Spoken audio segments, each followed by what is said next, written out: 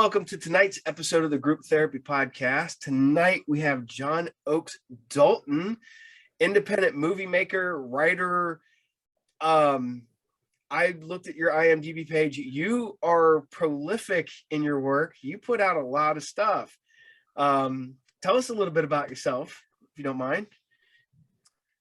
Sure. Well, I am from Muncie, Indiana. I went to Ball State University and studied film. My first paying scholarship at Ball State, and won one of those.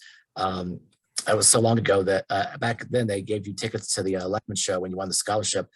And my wife and I drove to New York City in 1988 and saw Isaiah Thomas on the show, and the musical guest was Terrence Trent D'Arby. So that tells you how long ago that was on the air. I was always interested in screenwriting and playwriting, and for a long time I worked in television. After that, when I graduated college in '88, I worked in television and broadcasting and educational media. I sold my first real screenplay in 1999. I was helping a friend, an Indiana filmmaker named Ivan Rogers, who's since passed away, but I helped him with a movie he was working on. I was actually doing some editing on it. He had shot it on 16 millimeter. This is kind of technical, but he transferred it to VHS tape with open edge numbers, and I helped him do tape deck editing after hours at the job I was at the time. I'm not there anymore, so it doesn't matter if I say I was working after hours using the equipment. But I helped him do all this tape editing and got a credit on the movie. It's called Forgive Me, Father. It's a heartwarming tale of a hitman who repents and becomes a priest, but then somebody kills his brother, becomes a hitman again. You know, it's one of those kind of things. And Ivan stars in it. And when that was done, we were going to settle up. I have an assistant editor credit on it. And I said, I don't think there's going to be a lot more movies shot in Indiana.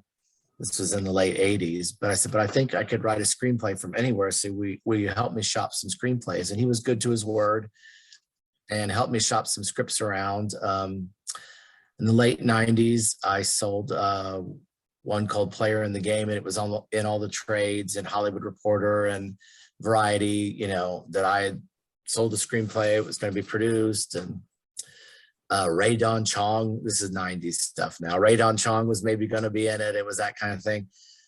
So I had decided when this was in development that I would write 100 letters to directors and producers and production companies and say, hey, if you'll see this week's trades, Variety and Hollywood Reporter, I've got a movie in development. I'm looking for representation, da-da-da-da. So I literally wrote 100 letters, and I got this idea from, I was looking at the book up here. John Kennedy Toole, when he wrote Confederacy of Dunces, he had decided he would write 100 letters to try to get the book published. Now, what he decided was if he didn't get any responses, he was going to kill himself, which is what he did, unfortunately, because that book became one of the great classic novels of the 20th century. But so my goal was to do like John Kennedy Toole, except for the end game. But my part really was I was going to write 100 letters like he did. So I had a screenplay in development and it was in the trades, and I wrote 100 letters and only got one response. And it was kind of funny because I had a student, I was working at Ball State University at the time in educational media. And I had a student that had these videos, and he was like, you ought to look at some of these movies. And it was from a guy named Mark Polonia, who I didn't know about at the time, the Polonia brothers, who were, very, very well-known direct-to-video directors. They had made the first movie ever shot on Super VHS that was picked up by Blockbuster, and that was Feeders. Well, I had no idea, but this student of mine really liked these guys. You got to watch a couple of these movies. So I watched them, and I thought, there's something about this that's interesting. And so I wrote this guy a letter. I found out he worked at a college like I did. So actually, I think I actually sent him an email. I found his email address. This is in the early days of email in like the late 90s. He was the only person that wrote me back. And he was in this direct-to-video world, which I didn't really know much about, but it was really taken off in the late 90s. All the mom and pop video stores needing content and all that. So we messed around with a couple of things, and finally a Bigfoot movie called Among Us, he and I worked on together, and I went to Pennsylvania where it was shot, and helped, you know, because I was a TV guy, so I went out and helped. And while I was out on the set, the distributor called and said, "Hey, we need 3 more movies." And Mark Polonia turned to me and was like, "Hey, can you write 3 movies for us this year?" And I didn't think I could write movies that fast at the time. Now, flash forward 20 years and I wrote 3 in 6 weeks for Mark. But back then I didn't think I could write 3 in 1 year. I was like, I don't know about that. But so I took 2 movies and rewrote over them that John Polonia had written. And then I wrote one brand new. And those movies were Peter Rottentail, which has been rated one of the worst horror movies of all time by places like Nerdly and Fangoria, which means it's been seen by everybody. And then Razor Teeth, I rewrote, and nobody has seen it or cares about it. And it's actually better to have the first thing happen.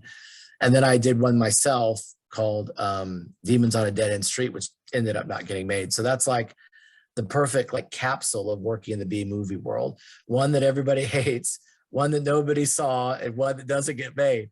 But the one that everybody hates, people see. You know, people have watched that movie for years and years, especially around Easter.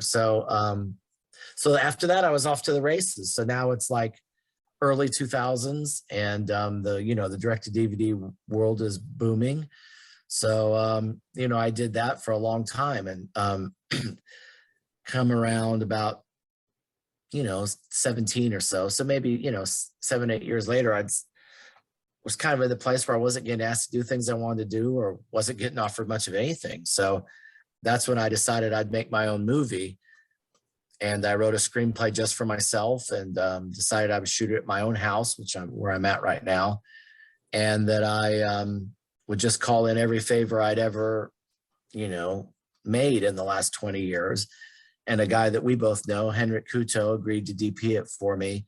I'd written 4 or 5 movies for him, and he came over and gave me 5 days to shoot the movie. And he also produced it for me, really helped me kind of learn. I knew about TV directing, but I found out movies were a whole nother thing, and so I made a movie called The Girl in the Crawl Space. I shot most of it here at my house. I wrote it for myself and what my interests were. My plan was to sell it at card tables, at conventions and stuff like that, horror conventions. But a distributor picked it up, and nobody was more surprised than me when it was at Walmart and Family Video and all that. And then the same old question you always hear, okay, what are you working on next? Well, I hadn't been working on anything. I wanted to make a movie for myself. And so that very day that Henrik Kuto and I sent the deliverables to ITN for The Girl in the Crawl Space, I started working on Scarecrow County, and that was January of 18. And I shot it in March of 18. And then, no, wait a minute, of 19. Yeah, March of 19. Then in October of 19, it screened in Iowa City at a film festival. So from January of 19 to October of 19 was its entire gestation.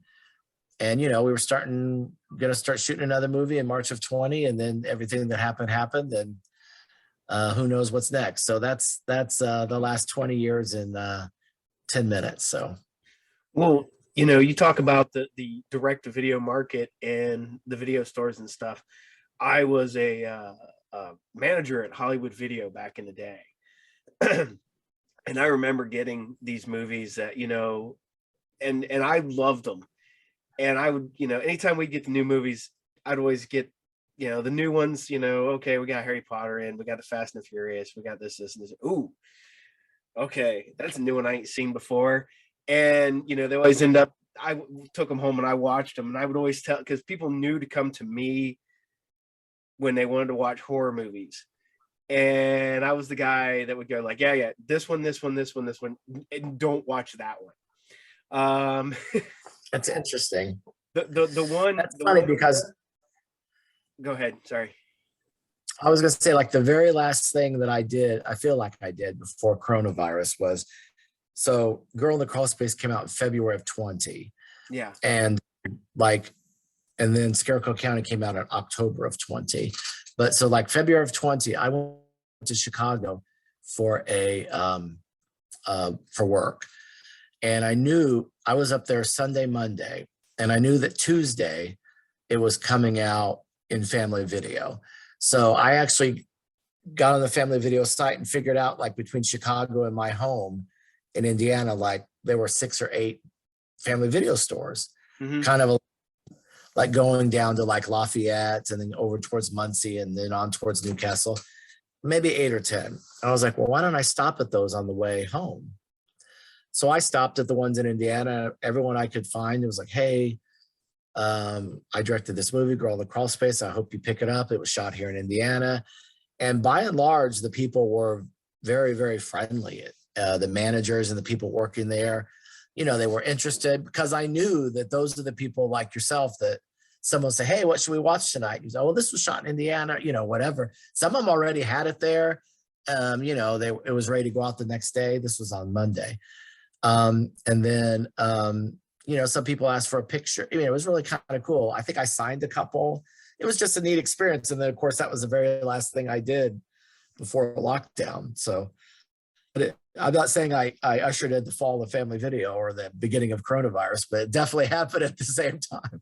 So that's interesting, because I knew if I went and talked to people that they would recommend it to the people that worked at Hollywood Video, Family Video, and stuff, the people that would, you know, be talking to the customers and telling them things and getting recommendations.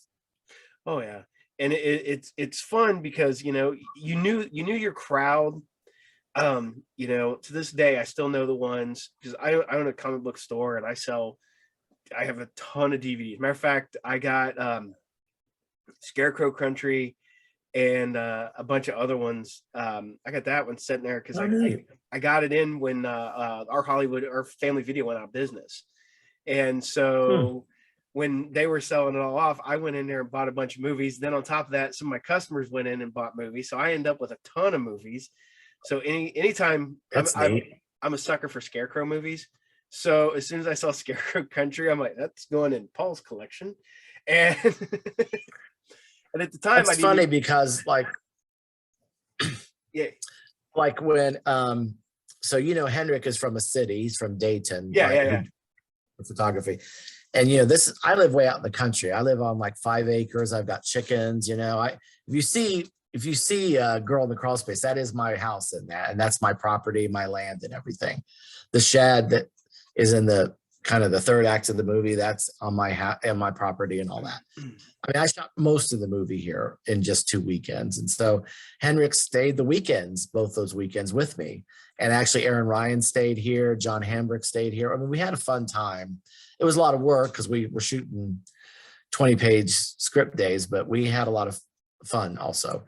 And anyway, and Joni Durian's in the movie. She drove back and forth. She had a infant at the time, or was an infant at the time. She's older now, but she was driving back and forth. But most of the people stayed here, and Eric Whiting stayed here. Henrik stayed here, my crew people. So it was a fun atmosphere. But I remember Henrik saying, you know, he wasn't used to really country life, and he was like, this is kind of like this reminds me of Dark Knight of the Scarecrow out here. And I'm like, Dark Knight of the Scarecrow. And we got to talking about it, you know. And so between the 2 weekends of filming, I rented Dark Knight of the Scarecrow and watched it because I was curious I didn't remember it. It's a TV movie from the 70s. Yep. And so I was like, okay, I see what he sees about this. And so flash forward to when we were finishing Girl in the Crawl Space, the day we did the director's commentary, he and I did it together. We went out, walked Henrik's dogs around his neighborhood there in Dayton. And I was like, do you remember when you were talking about when you were shooting the movie, how it was like Dark Knight of the Scarecrow out there, you know, where I live and everything? And he was like, yeah. So, you know, I watched that movie, and if I were to do it today, I don't think I'd make it about a mentally disabled person. I think I would make it about a gay kid, you know, in the 80s.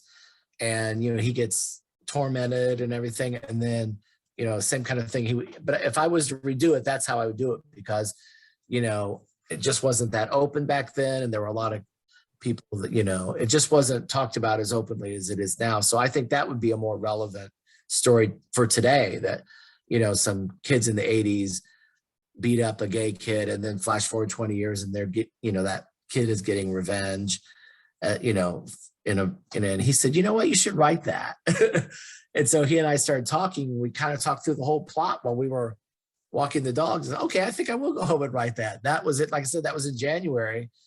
And, 9 or 10 weeks later, we were shooting it. I think I wrote it in 3 weeks. I wrote it really quick. I mean, it was because it came so quickly, but that's how it started. And it's funny because I've had a lot of people since then say, they've just kind of got a thing for Scarecrow movies. And that's why they ended up watching it, just because they're interested in Scarecrow movies. So, but that was the genesis of it, was really Henrik thinking that where I live in rural Indiana looks like Dark Knight of the Scarecrow. I could see that. I mean, I've got friends and family that live over in Indiana, and it's and I lived out. We're not that far apart, actually. Yeah, I lived out in the country here in not far from where I live now. It was 7 miles from one town to the other town. So literally my house was dead square in the middle. So it was like 7.25 miles to Sydney, and like 7 and like 1/8 of a mile to Piqua. So I lived out in the middle of what I considered nowhere, because I was in high school at the time. And so it sucked when you're a high school kid. You have to travel no matter where you want to go. So you were talking about putting out these movies and being able to write it in what you said, like 6 to 10 weeks. Have you ever ran into this where you had an idea, you really put a lot of effort into a script, and then you're like maybe watching Netflix or Amazon or something like it, and all of a sudden you see something that's really, really super close to what you just worked on? Like, yeah, I think it happens to everybody. Sure. And you always say, oh, that person beat me to the market, but I think there is, I think there's, I wouldn't say there's a finite amount of ideas, but I think that people certainly do sometimes land on the same kinds of ideas. But yeah, that's happened to everybody I know that's ever worked on a screenplay. They start working on something and then they go, oh, that sure looks like what I was wanting to do. And sometimes if that, you get frustrated sometimes, because if they get to market before you and it's just too similar, you just really can't go that same way. You have to kind of think of something else. But yeah, I think that happens to everybody that writes or creates anything. There's always somebody out there, kind of thinking along those lines, or maybe have the same influences that you do. And so, yeah, that does happen for sure. Yeah. This is my whole go-to thing is I had wrote a movie. I plan on shooting it in 2020. And when everything got put on hold, I just sat around my house like everybody else and was watching TV. And it was literally one of them ones where I'm on Amazon one night and I'm watching this trailer to a movie.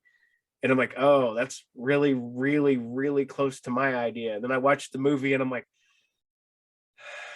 okay, well, that's gone. So I scrapped 90% of it, rewrote it, and now it's buried around here somewhere because I've never gotten back to actually doing anything with it.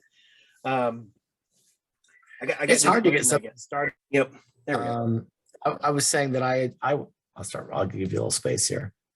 So I was literally a day from shooting my new movie, and it's been hard to get back to with COVID. I really empathize with what you're saying about not being able to get back to a project, because I thought maybe I'll start up in the fall, and then there was Delta, and then I thought maybe I can start in the spring, like in March when I shot my other 2 movies over spring break at my school I work at.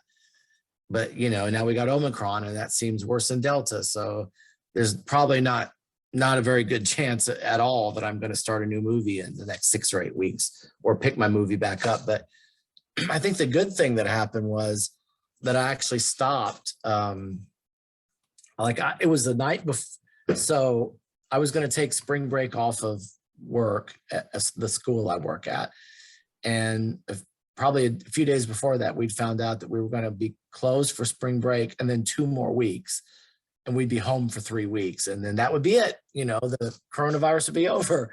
That's what we all thought. Oh yeah. So I was like, okay, so I went and scouted. We were shooting at almost all of it at a house, not my house this time. So I went to that guy's house and did a scout and took pictures. And I was home. I bought all of the groceries for the first weekend to make all the sandwiches and everything. And, you know, everybody was coming in the next day. People were going to stay at my house again. I just started thinking about it, and I was like, okay, we can definitely shoot this weekend because we're just starting to close down. But what happens if next weekend, because I was shooting in 2 weekends again, Mm-hmm. what happens if we can't do next weekend? And that is what happened, because as you know, about a week into it, Ohio started closing down. Indiana was closing down. I mean, really closing down. And now we weren't coming back in 3 weeks. We were coming back maybe in a couple months. And then that couple months turned into 17 months for us that I was at home sitting right here like this. So I'm glad we didn't start, because I would have had half of a movie that's not done instead of no movie. And it's better to have no movie than have spent the money and the time on half a movie, because now a year and a half's gone by. Some of these people, I mean, one of the women I cast has had a baby since then, and 1 or 2 have moved away.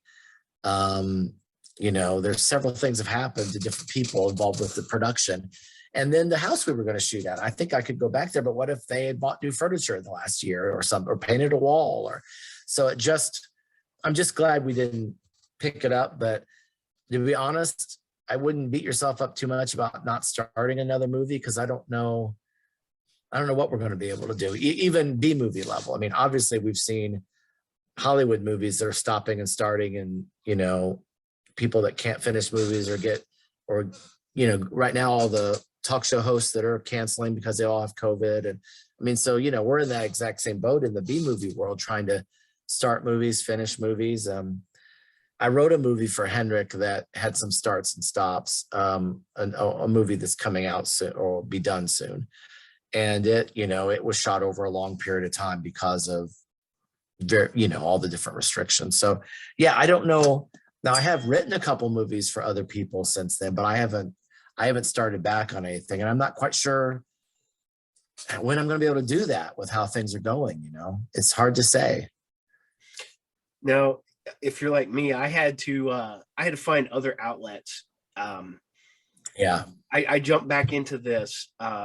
Me and my son kind of started doing where we would just talk about movies and stuff like that.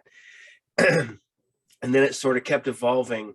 Then my son, when I first started this, I lived in a completely different town. I lived in a completely different, house. My kids lived with me still. And now I'm in the point where I live in Piqua instead of Troy. I live in a bigger house. My 2 sons have moved out into their own house now. Sure. So my son, who used to work with me on my show, he's got his own life, living with, at his own house and stuff. So he doesn't want to have to come over here and work with me. So I started, literally my first interview that I got back into doing this was, I did, Eric. He came in here, and we did a shoot with him. And then on top of that, we had technical issues with the mic that we had went to crap midway through the show. So the audio is horrible. So it's always evolving. I had people trying to talk me into to using my time to, I always joked around about being a horror host, and they were like, man, do it. And I was like, man, there's so many horror hosts. I want to do something different. So I started putting together and hosting Saturday morning cartoons. And I've seen that on your YouTube page. Yeah. And it's my, and I found a really place that I like being, and I like doing that. Because I mean, there are so many horror hosts out there that I'm never going to compete with, the 1,000 great ones out there, and the 20,000 mediocre ones. I'm still, so I just have fun hosting cartoons and hanging out here in my house and doing it when I can. And literally I'll shoot an episode at midnight till 1 o'clock in the morning. So, and I'm here, and everybody else has to be on set. Nobody else has to do anything. I can film stuff with you. I don't have to have, see, that's what's nice too, is I admit I've got COVID right now. Maybe not right now, but I did on Friday. So I can still shoot this episode because I don't have to worry about infecting my guest. I don't have to worry about, Yeah.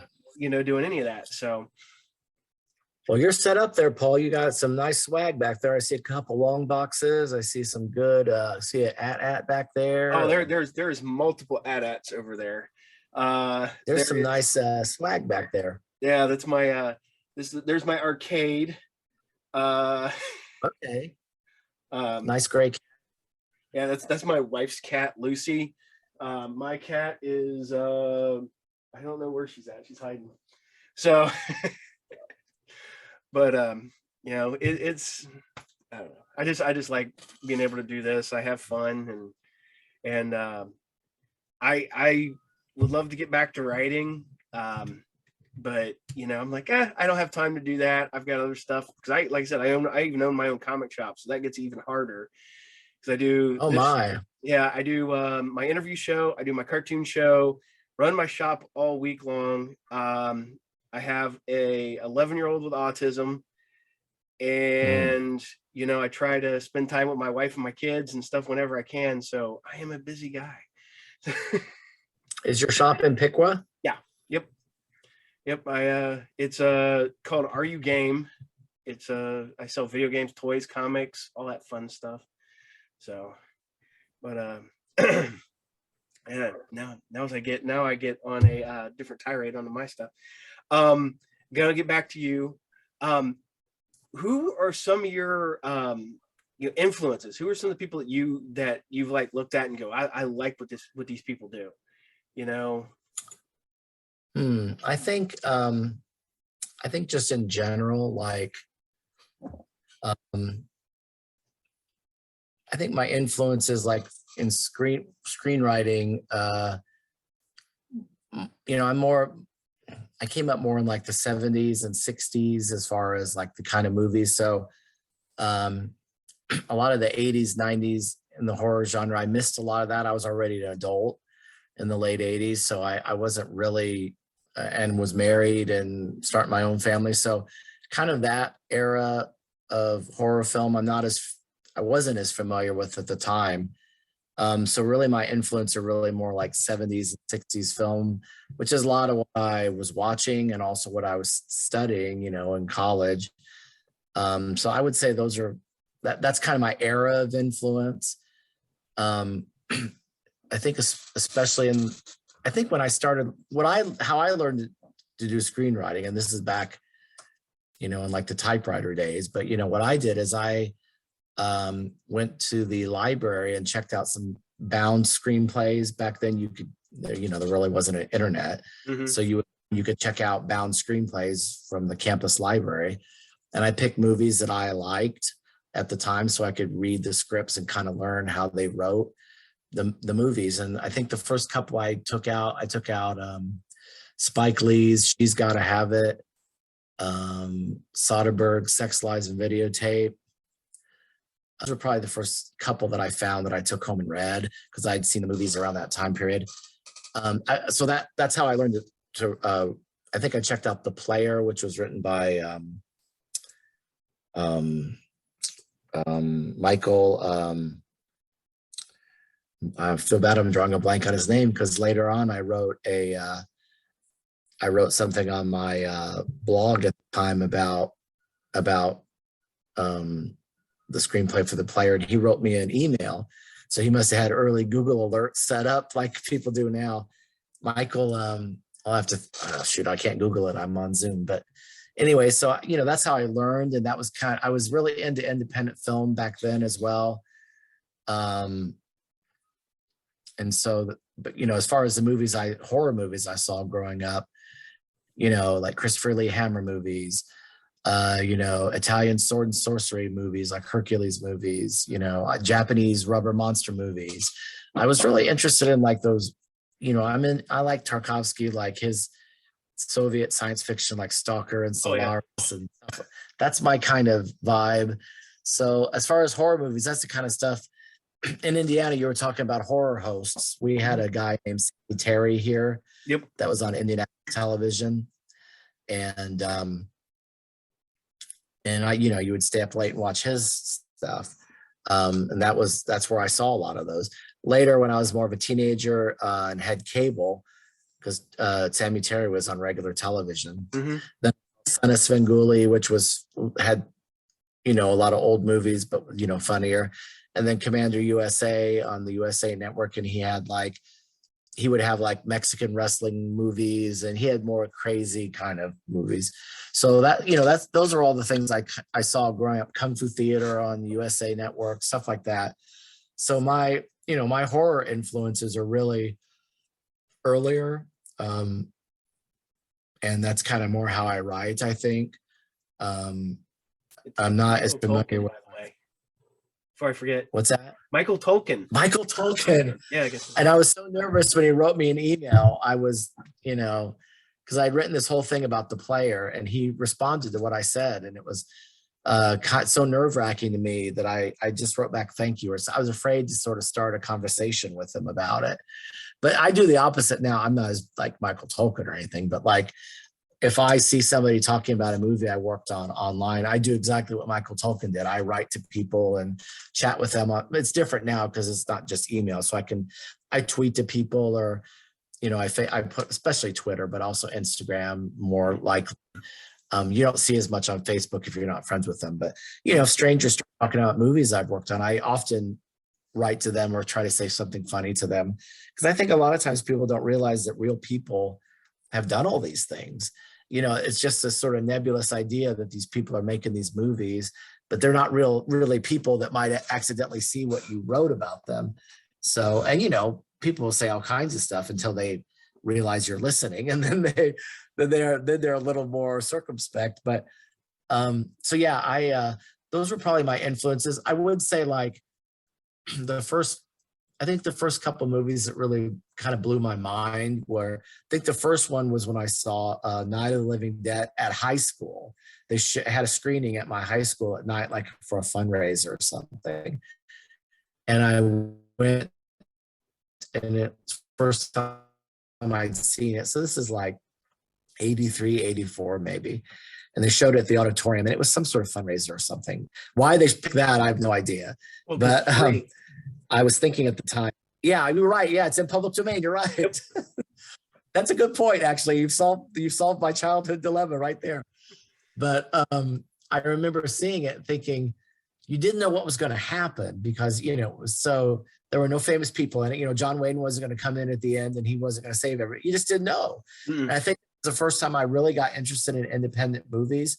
And then so not long after that, a local theater, a dollar theater, something showed Dawn of the Dead, which wasn't that old at the time. Mm-hmm. That was made in the late 70s. This is like the mid 80s. So it was like maybe a second run theater. I don't remember, but I went to see Dawn of the Dead. You don't know what's going to happen. You don't recognize the people. More outrageous things can happen. People can take chances because it's not a Hollywood movie and there's not Hollywood stars in it. So I think that's when I really got my interest in. Sorry, I ran over my computer cord. That's when I really got interested in independent film. But I was always kind of on the fringes of it. Like my brother and I were always into, independent bands and kind of that music scene. There was a venue in Muncie where I grew up where those kind of bands, traveled, college bands, things like that.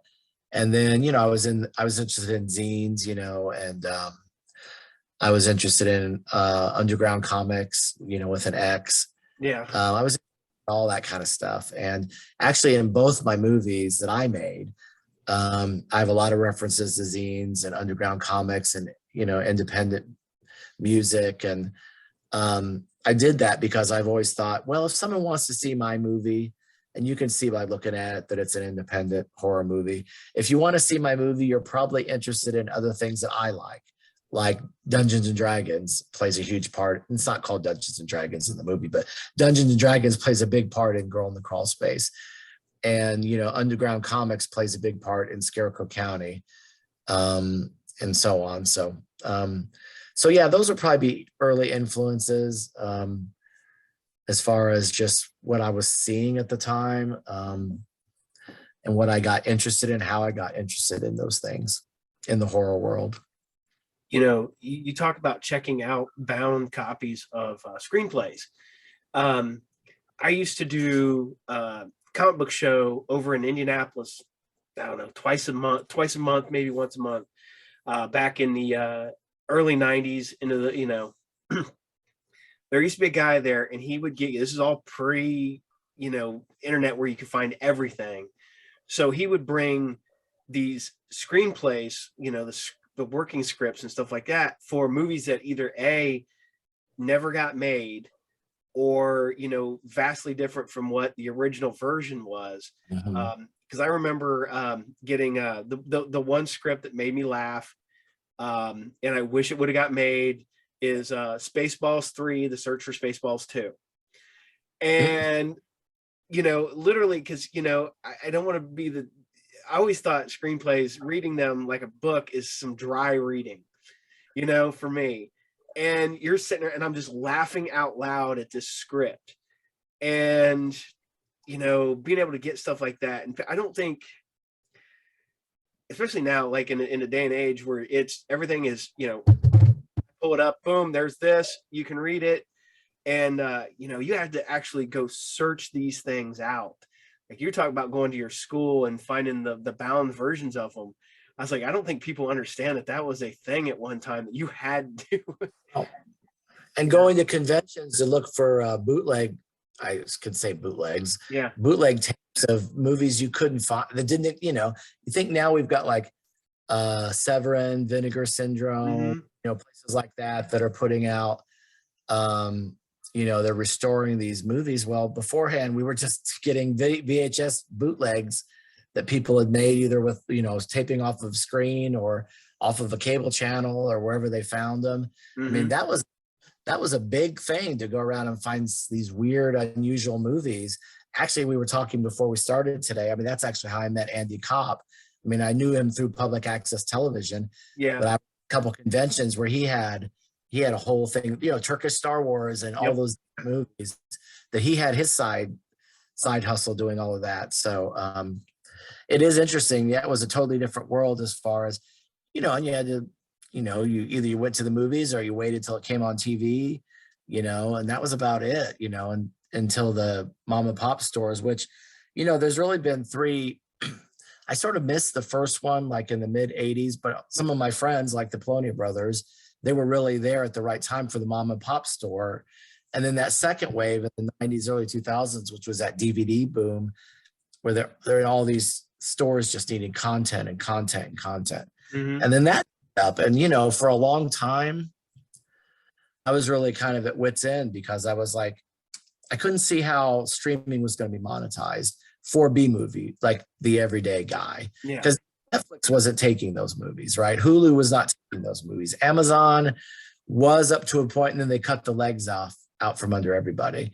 And so what was really going to be, but since, in the last couple of years, like I've told a few people, like in the last year or so, like my entire career is on Tubi, and I didn't even know there was a Tubi in like a year or two. You know what I mean? Like, there's Shudder. Like everybody's into Shudder, everybody's into Tubi. There are these platforms that are kind of offshoots. They're in what I call the long tail, which is, you probably know this. There's like a zillion people that want to see the new X-Men movie, right? And then there's this many people that want to see, the Rock doing something. And then there's some people that they want to go back and watch 90s Sopranos. And then there's people that want to watch 70s Shaw Brothers. And then you keep going, and way out here in the long tail are these people that want to see B movies that are independent, Midwest, regional films, whatever you want to call them. But they're a loyal group, right? So you got a zillion people way up here watching X-Men, and then you go down, and way out on this long tail is where a really strong a very narrow, strong fan base is. And that's one thing I found out over the years, is that fan base is loyal. That independent horror fan base, they will be your ride and dies, ride or dies, they will be there for you through thick and thin. And so it's interesting. And that's what a lot of these Tubi, Shudder, a lot of these services now, they're in that long tail of interest. They're finding, look at Pluto, the channel Pluto. It's all narrow casting of genres and ideas. So there's a whole world of that long tail, and that's where a lot of my career has been. So a movie has to be 75 minutes longer. It's not a movie. You know, Yeah. you have to make 5 minutes. And like, but the host, or the host, I think it's called, is not that long. It's 60 something. And then somebody said to me, but you know, it's a piece of content. So it's kind of like people don't care now, you know, they want a piece of content. And that was really kind of eye-opening to me, because now there's all these services like Shudder. Sorry about that. I'm trying to get a better signal. Were you able to see what could you get? I think you were just frozen. I thought you were just listening. So did you not get me at all, or? I got part of it. Yeah. We'll go back to when you were talking about the Tubi. You were okay. Pluto. You were just, I got part of that, if you don't mind, I guess. Gosh, I forget what you had said that I started talking about that. You had said we were talking about how you would go to conventions and get VHS tapes. Oh yeah.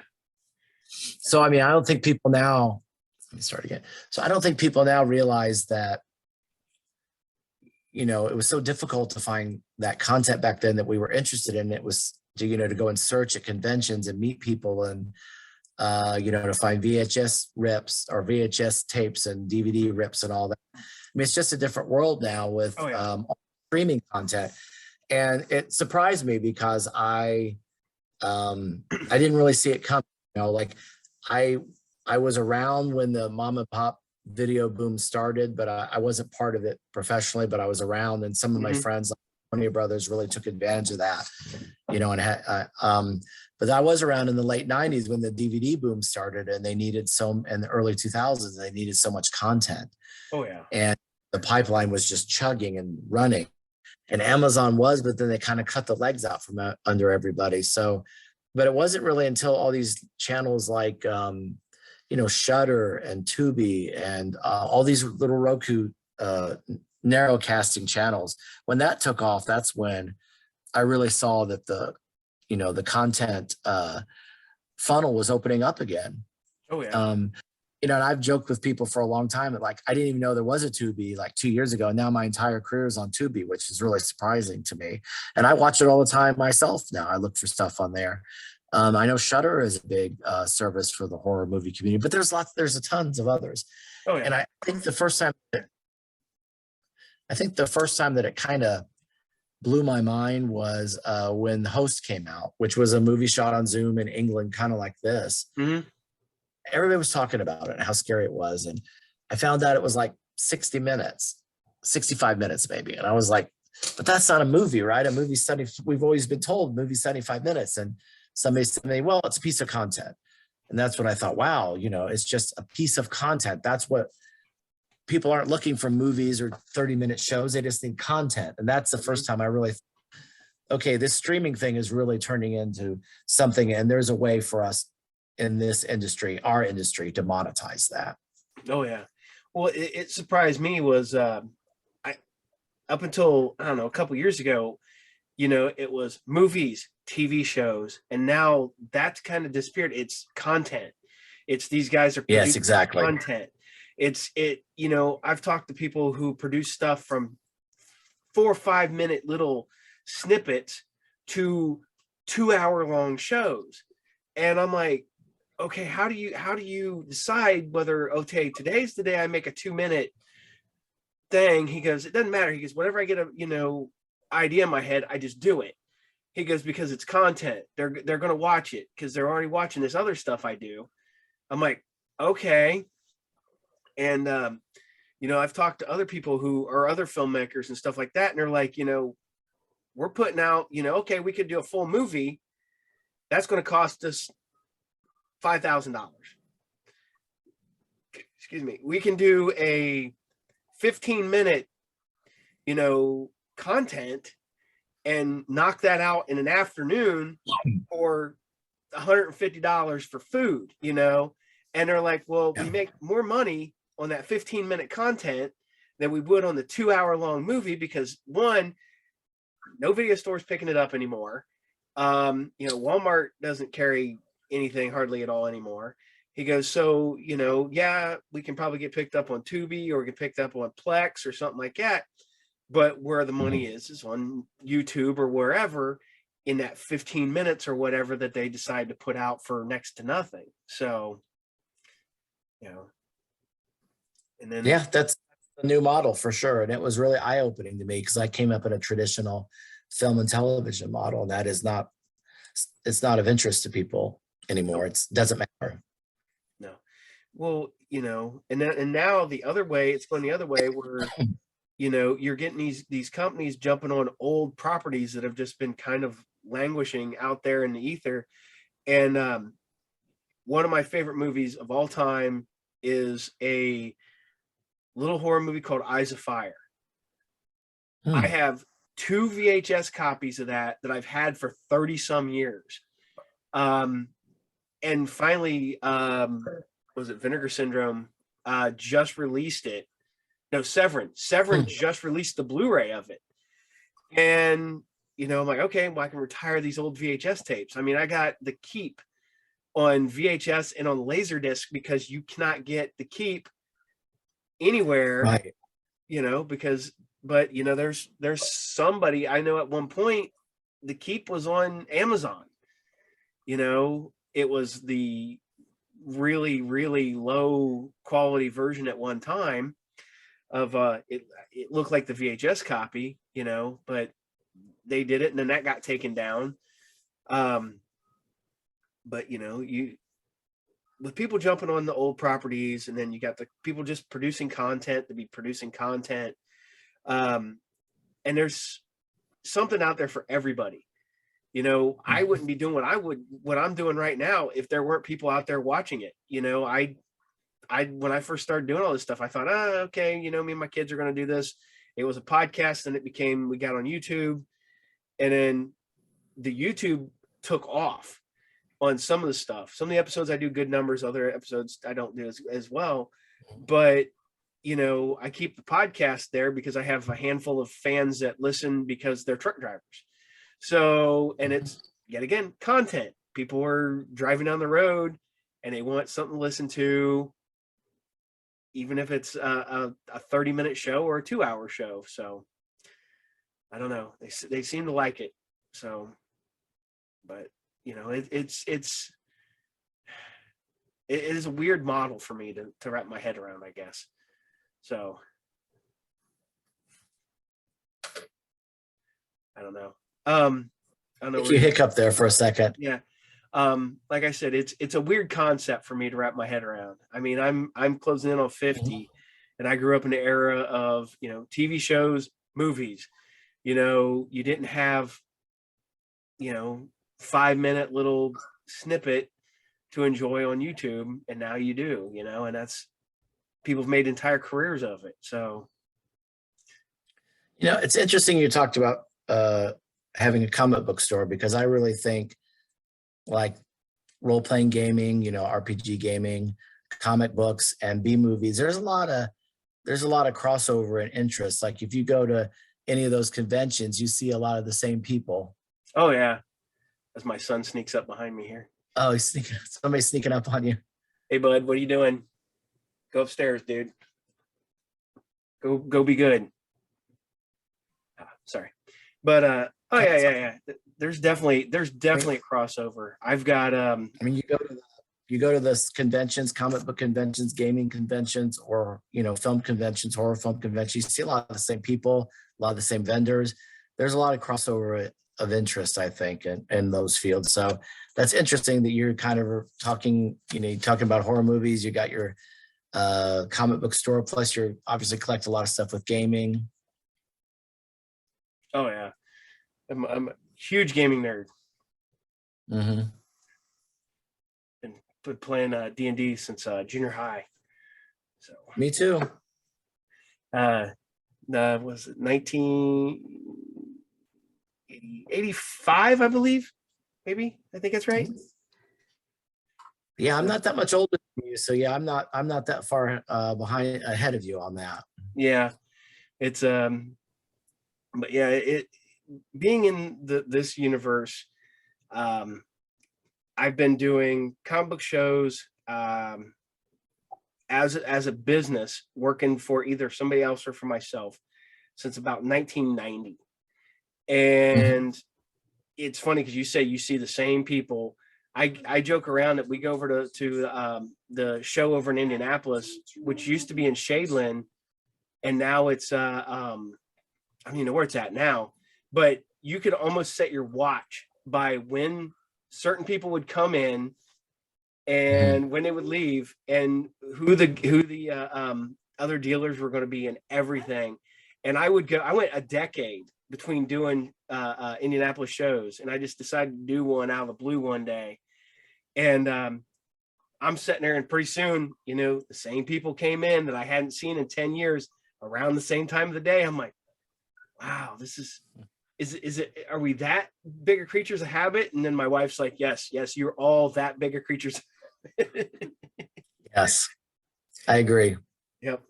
Um, all right, here we go.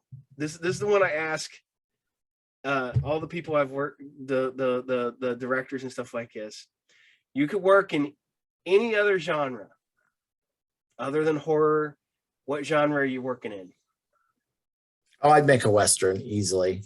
If there was an old West town nearby that I could go shoot at, I love Westerns, especially spaghetti Westerns. When I was in Italy one time, I made the pilgrimage to Cinecittà Studios where all those spaghetti Westerns were shot. And so I would, and I've written a couple Westerns for other people, but that's what I would do. Um, I'd make an old fashioned spaghetti Western probably. Ah, cool. All right. Who are some of your favorite people to work with? Um, I think, Mark Polonia from the Polonia brothers. I think I don't think we've gotten enough distance on what they have accomplished. And shooting super VHS movies in the 80s that Blockbuster picked. I mean, just, and the sheer volume of work they've done, how it's permeated the consciousness, and these are two guys that, live as rural. Well, John has since passed away, but, live as rural as I do, in a very rural area, and, have been able to enter that national consciousness as filmmakers and, are truly, outside the mainstream. So, and Mark gave me my first break. So I've always been an admirer of his.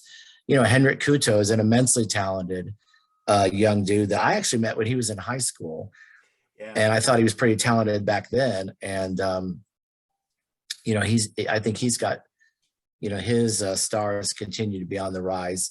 I wrote a movie with a guy a number of years ago named Christopher Sharp, who has since moved into the YouTube world and has been very successful.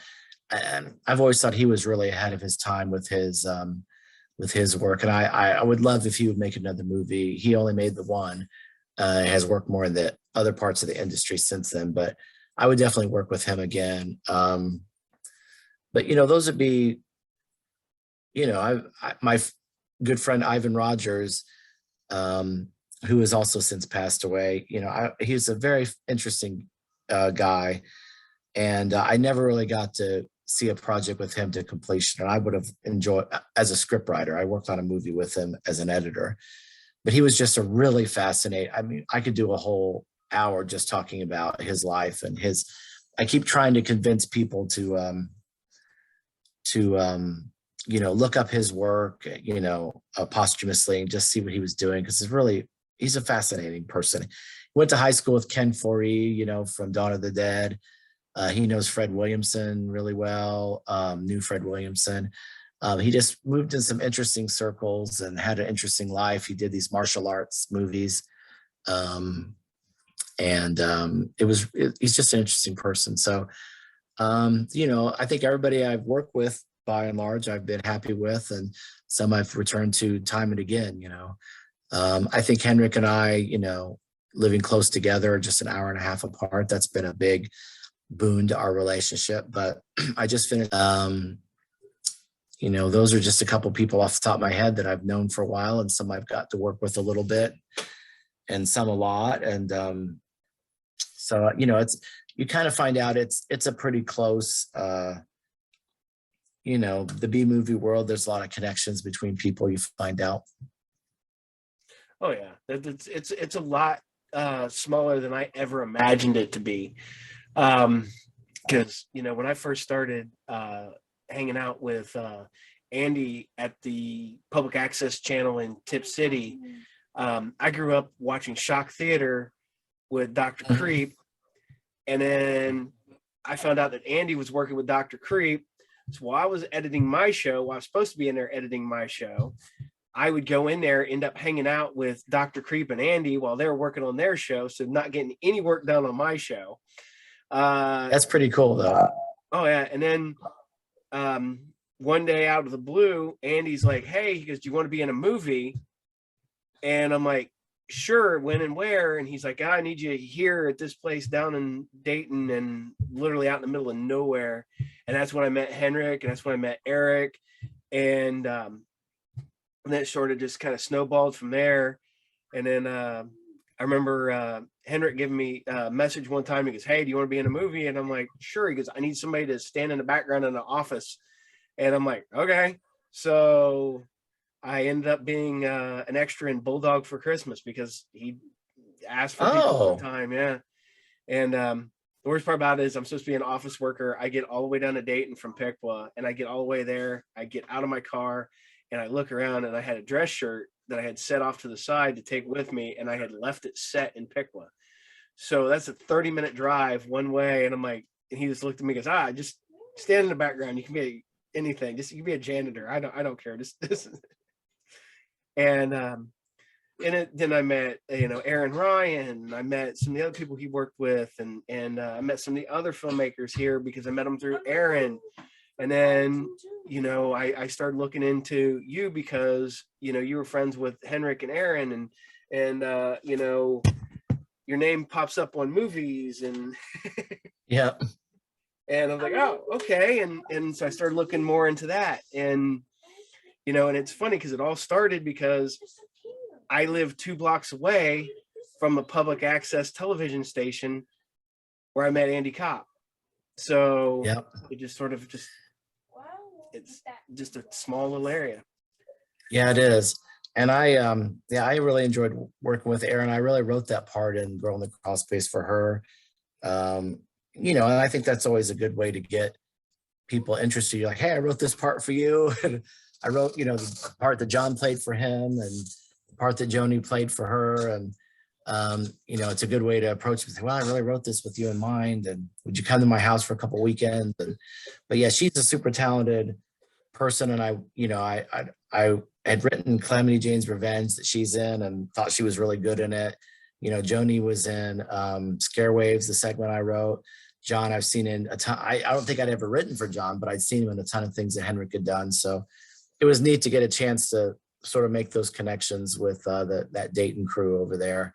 It was funny because right before I started shooting Girl in the Crawl Space, Henrik was shooting Ouija Room, like right before. And Joni and John play brother and sister in it. And I remember saying, "Do you think it's going to be weird that they're going to be husband and wife in my movie?" He's like, "People aren't going to know, that that's the same." Well, as it turned out in life, Ouija Room and Girl in the Crawl Space came out the same day.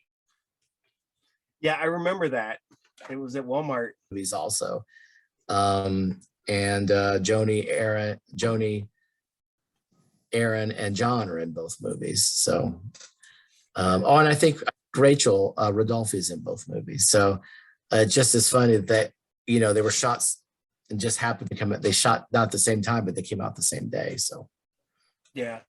Well, it's funny is that you talk about writing stuff for, when I wrote my movie, I wrote a part for Erin because I wanted her to be in it. If I made a movie, I always told her, I was like, if I make a movie, I want you to be in it. She's like, "Yep. Okay." So I wrote a part for her. And I think her part is the only part that did not change from the original incarnation to the That's final good. incarnation of the script. So yeah, Erin's such a good kid. I like that girl. She's got a lot of talent for and surprisingly, I mean, Yeah, she's talented. oh yeah, and I think that this area doesn't get the credit it deserves, because there's a lot of really good talent coming out of this area. And yeah, Mhm. you get the people who like, oh, it's just B-rated, blah blah blah. I'm like, but these guys kill it even on a B-rated movie. It's not that they're doing it for the paycheck. It's not that they're, they're not Bruce Willis that got paid $3 million to show up for one day. They're Mhm. people doing it for the love of doing it, not for the paycheck. And I think you can really tell I think that. people hope that, like, if they do this, if I do X, maybe it'll turn into Y, that'll maybe turn into Z. I think that's what happens is, you're trying to think, if I do this, can I leverage it into something else? And that's a good reason for doing something, Mm-hmm. And some people, you never know who's going to get on the rocket. I've told people for a long time, I knew these two dudes that were at University of Iowa. They did a couple little short horror movies, and I reviewed them on a website that I was reviewing films for. I thought they were good little films. And, those guys got on the rocket. They're Beck and Woods that wrote Quiet Place. I met those guys when they were in college at University of Iowa. There's this dude, he sent me a VHS movie that he had shot. It was called Ghosts of Hamilton Street. And, it was a nice little movie. And then he made another movie, a little short, that I screened at a festival that I was judging, a micro cinema, like a no budget film festival. It was in Rapid City, South Dakota. And I was out there, and this movie scared the pants off of everybody. And it was called Oculus, which he then later turned into a feature film. And that was Mike Flanagan.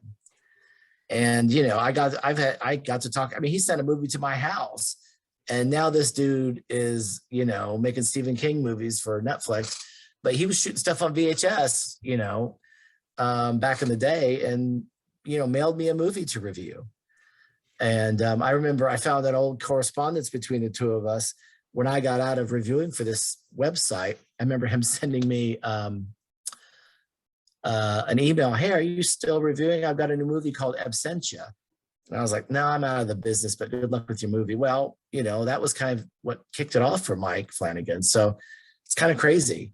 I mean, you just never know who's going to get on the rocket. So, you look at John Hambrick, Joni Durian, Aaron, Ryan, Henrik Kuto. I mean, any of these folks, you just never know. Something could catch fire, and off they go. And I remember John McBride, who is in the 80s and 90s, really well-known B-movie actor, and also directed a couple kind of cult films.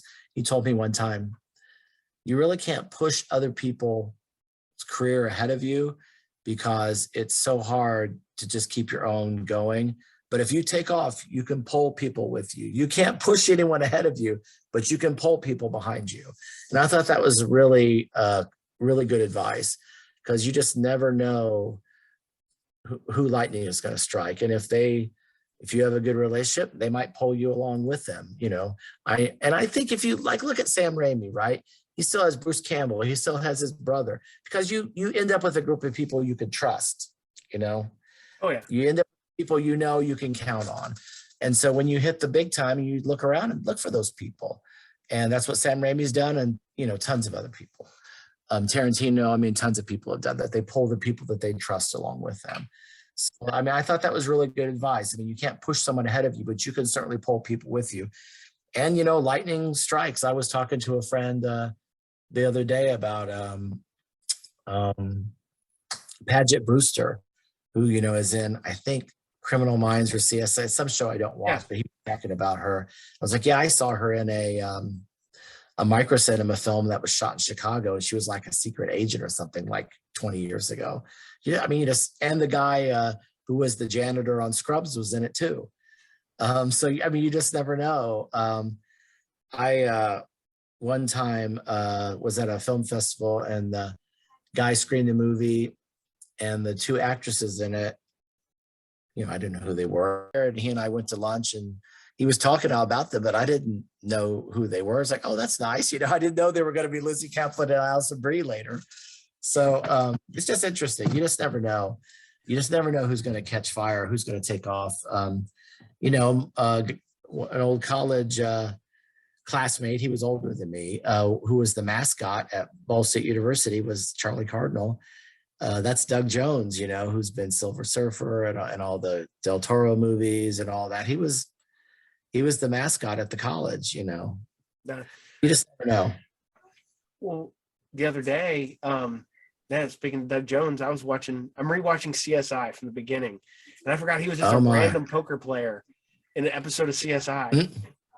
No makeup, no nothing, just Doug Jones. There he was playing poker. You never know. There's this guy named Ezra Buzzington that is, the longest time, was the most famous person on IMDb. IMDb, you can look up cities and see who are the famous people from there. And he was the most famous person born in Muncie. And I was like 15. And then I got to like 9. And I'm like, am I ever going to knock off Ezra Buzzington, which I'm not, because a dog named like Rita the Hair Missile or something like that. Something the Hair Missile is now the most popular person ever born in Muncie, a dog actor. And so it's true. If you look at IMDb under like what cities people are born in, this dog is the most famous person. Ezra Buzzington's now below, and I'm way below now. So I actually wrote to Ezra Buzzington just to make a joke of it, that he got knocked off I was trying to knock him off, and then I got to knock a dog off. She's like, no, that's my high school classmate, Johnny, whatever his name is. So it is funny.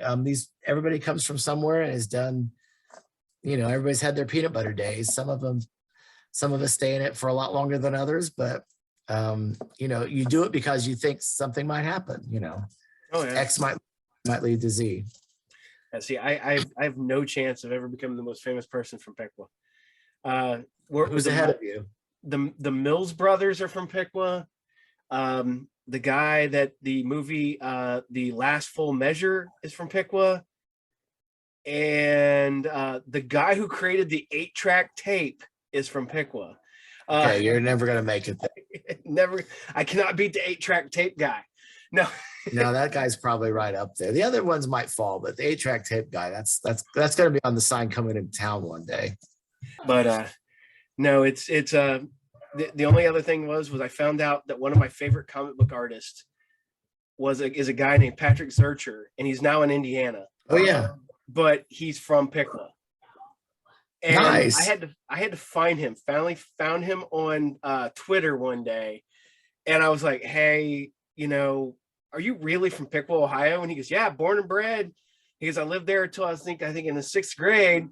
And he sent me pictures of where he used to go buy comics here in Piqua and all this stuff like that. And I'm like, well, that doesn't exist anymore. And I sent him pictures of what it looks like now, and we communicate from time to time. So that's cool. I mean, yep. That's how it works. Oh yeah.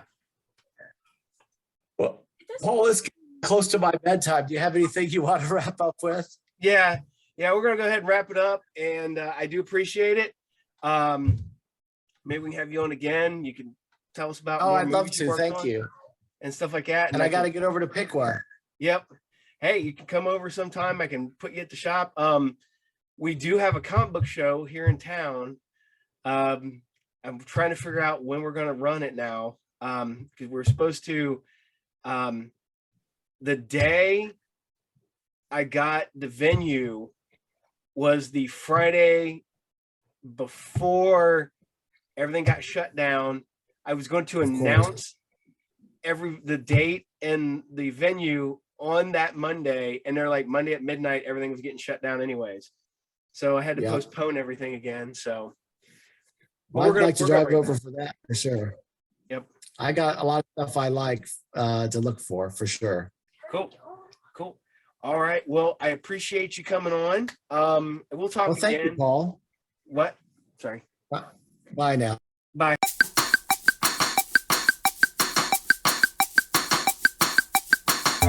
Thanks for watching tonight's episode of the Group Therapy Podcast. We'd like to thank Mr. Oaks Dalton again for being on the show tonight. We do apologize for the quality today. We'll try to figure that out. I know the last 2 episodes have been kind of rough. I do apologize. I don't know why the internet has been so horrible for us lately. As always, the Group Therapy is brought to you by Are You Game, the best comic book collectible shop in all of Pickle, Ohio, located at 124 North Sunset Drive, Pickle, Ohio, 45356. And as always, you can watch me on my other show, Saturday Morning Serials, every Saturday morning at 8 a.m. And we hope to have more guests soon. I do apologize. My throat is kind of gone today, but we will be back, and I will see you next time for more Group Therapy Podcast. Take care.